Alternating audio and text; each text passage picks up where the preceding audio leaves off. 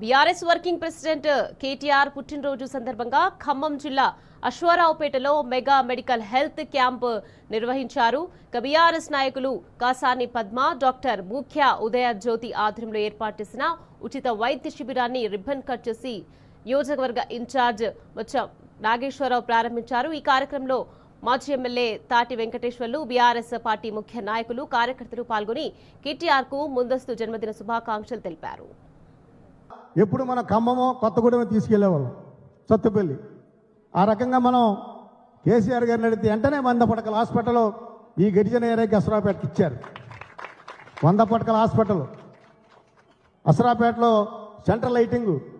ఆ రకంగా ఇక్కడ సత్తుపల్లి కానీ కొత్తగూడెం కానీ ఖమ్మం వెళ్లకుండా అన్ని సౌకర్యాలు మన అసరాపేటలో ఉండాలని మేము మా బీఆర్ఎస్ ప్రభుత్వం మన అడగంగానే ఏర్పాటు చేసింది.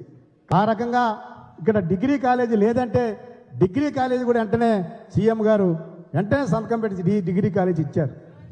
మనం ఏదైనా వెహికల్ కొంటే ఆర్టీఓ ఆఫీస్ కొత్తగూడెం వెళ్ళాలి.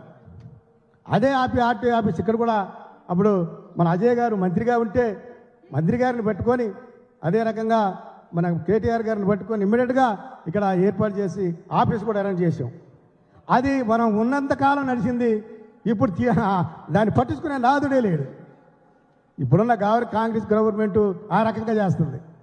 కానీ ఇప్పుడు మన గవర్నమెంట్ ఉండుంటే ఈ పాస్కి హాస్పిటల్ కానీ డిగ్రీ కాలేజీ కానీ మరి సెంట్రల్ లైటింగ్ సగం ఆగింది. మొత్తం అయిపోయి ఉండేది. ఇప్పుడు 2 సంవత్సరాలు అయినా కాంగ్రెస్ ప్రభుత్వం పట్టించుకోవట్లే. వాళ్ళు ఎంతవరకు దోచుకోవాలా, తీసుకోవాలా, పెట్టుకోవాలా, ఎక్కడ దాచుకోవాలని చూస్తున్నారు కాంగ్రెస్ పార్టీ. మరి కేటీఆర్ గారు, కేసీఆర్ గారు, హరీష్ రావు గారు అన్ని రకాలుగా మన మౌలిక సదుపాయాలు ఏర్పాటు చేశారు.